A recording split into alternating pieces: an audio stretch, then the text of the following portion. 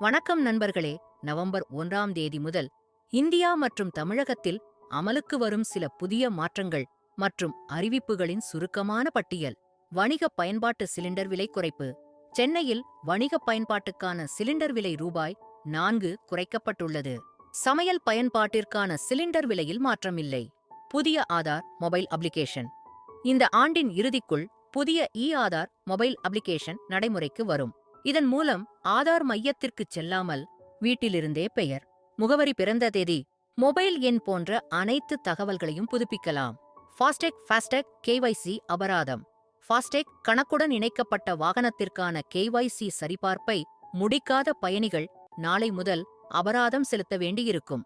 வாகனத்தின் முகப்பு பகுதி மற்றும் ஃபாஸ்டேக் ஒட்டப்பட்ட பக்கத்தின் புகைப்படங்களை பதிவேற்றி கேஒய்சியை முடிக்க வேண்டும். பொங்கலுக்கு இலவச வேட்டி சேலை. பொங்கல் திருநாளை முன்னிட்டு குடும்ப அட்டைதாரர்கள் மற்றும் முதியோர் உதவித்தொகை பெறுபவர்களுக்கு நவம்பர் 15 முதல் இலவச வேட்டி மற்றும் சேலை வழங்கப்படும். சபரிமலை தரிசன முன்பதிவு. சபரிமலை ஐயப்பன் கோவிலுக்கான ஆன்லைன் முன்பதிவு இன்று நவம்பர் 1 முதல் தொடங்குகிறது. ஒரு நாளைக்கு 90,000 பேர் வரை முன்பதிவு செய்யலாம். வாக்காளர் கணக்கெடுப்பு திருத்தம். நவம்பர் 4ஆம் தேதி முதல் தமிழகம் முழுவதும் வீடு வீடாக வாக்காளர் கணக்கெடுப்பு மற்றும் சிறப்பு வாக்காளர் திருத்தப் பணி நடைபெறும். புதிய வாக்காளர் அட்டை விண்ணப்பிக்க அல்லது திருத்தங்கள் செய்ய இந்த வசதியை பயன்படுத்திக் கொள்ளலாம். வால்பாறை செல்ல பாஸ் கட்டாயம்.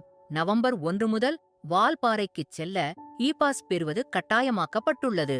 இது tnepas.tan.fm இன் என்ற இணையதளத்தில் விண்ணப்பிக்க வேண்டும்.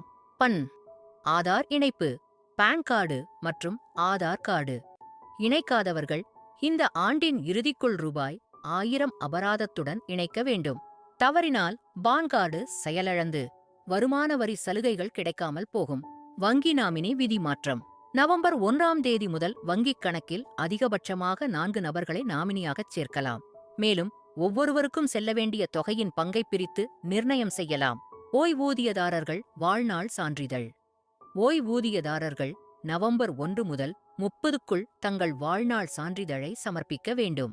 அரசு ஊழியர்கள் தேசிய ஓய்வூதிய திட்டத்திலிருந்து ஒருங்கிணைந்த ஓய்வூதிய திட்டத்திற்கு மாறுவதற்கு நவம்பர் 30 வரை அவகாசம் அளிக்கப்பட்டுள்ளது.